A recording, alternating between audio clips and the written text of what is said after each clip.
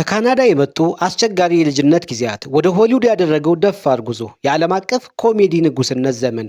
እናም ከስክሪን ባሻገር ያለው ውስብስብ የፍቅር ህይወት የጂም ኬሪ ታሪክ እጅግ አስደናቂና በልዩ ልዩ ምዕራፎች የተሞላ ነው። ከቀላል ልጅነት እስከ ዓለም አቀፍ ኮከብነት ህይወቱ በብዙ ገጽታዎች የተሞላ ነው። ጄምስ ዩጂን ኬሪ ጥር 17 ቀን 1962 በኒው ማርኬት ኦንታሪዮ ካናዳ ተወለደ። ከወላጆቹ የኮሜዲ ፍቅርን የወረሰ ሲሆን ገና በለጋ ዕድሜው አስደናቂ የፊት ገጽታዎችን የመቀያየርና ሰዎችን የማሳቅ ችሎታ አሳይቷል። ይሁን እንጂ የልጅነት ጊዜው በሙሉ ቀላል አልነበረም። ቤተሰቡ ከባድ የገንዘብ ችግር ገጥመውት ጂም ገና በ15 ዓመቱ ትምህርቱን አቋርጦ በፋብሪካ ውስጥ እንዲሰራ ተገዷል። እነዚህ ፈተናዎች ግን ህልሙን ሊያጠፉት አልቻሉም። ይልቁንም ኮሜዲ ለሱ የመቋቋሚያ ዘዴ ሆነ። በቶሮንቶ በሚገኙ የኮሜዲ ክለቦች ውስጥ በመታገል የራሱን ልዩ የአካል ኮሜዲና የፊት ገጽታ የመቀያየር ችሎታ ዳበረ። ይህም የሆሊውድን ትኩረት ስቦለታል። በ1980ዎቹ መጀመሪያ ላይ ጂም ህልሙን ለመከታተል ወደ ሎስ አንጀለስ አመራ። የቴሌቪዥን ስኬቱ የመጣው በታዋቂው የስኬች ኮሜዲ ትርኢት ኢን ሊቪንግ ከለር 1990 እስከ 1994 ነበር። እዚህም እንደ ፋየር ማርሻል ትቢል በመሳሰሉ የማይረሱ ገጸ ባህሪያት ተመልካቾችን አስደምሟል። እውነተኛው የፊልም ስራ ፍንዳታው የመጣው በ1994 ሲሆን 3 እጅግ ስኬታማ ፊልሞችን አወጣ። ኤሲ ቬንቹራ፣ ፔት ዲቴክቲቭ፣ ደማስክ እና ዳምብ ኤንድ ዳምበር። እነዚህ ፊልሞች ጂምን ዓለም አቀፍ ኮከብ አድርገውት በዓለም ላይ ካሉ ከፍተኛ ክፍያ ከሚወስዱ ኮሜዲያኖች አንዱ እንዲሆን አድርገውታል።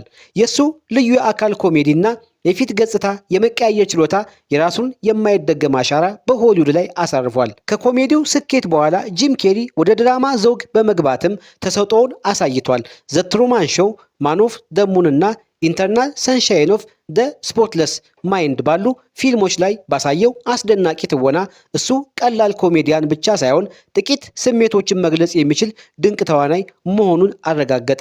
እሱ ቀላል ኮሜዲያን ብቻ ሳይሆን ጥልቅ ስሜቶችን መግለጽ የሚችል ድንቅ ተዋናይ መሆኑን አረጋገጠ። በዚህም በርካታ ሽልማቶችን አግኝቷል። የጂም ኬሪ የግል ህይወቱ ግን በስክሪን ላይ እንደሚያስቀው ቀላል አልነበረም። ከሜሊሳ ዎመር እና ሎረን ሆሊ ጋር 2 ትዳሮች ነበሩት። ከነዚህ ትዳሮችና ከሌሎቹ ታዋቂ ግንኙነቶች እንደ ሬኔ ዜልወገር እና ጄኒ ማካርቲ ውጭም ቢሆን የፍቅር ህይወቱ በውጣ ወረድ የተሞላ ነበር። ብቸኛ ልጁ ጄን ኬሪ እና የልጅ ልጁ ለጂም ህይወት ትልቅ ትርጉም አላቸው።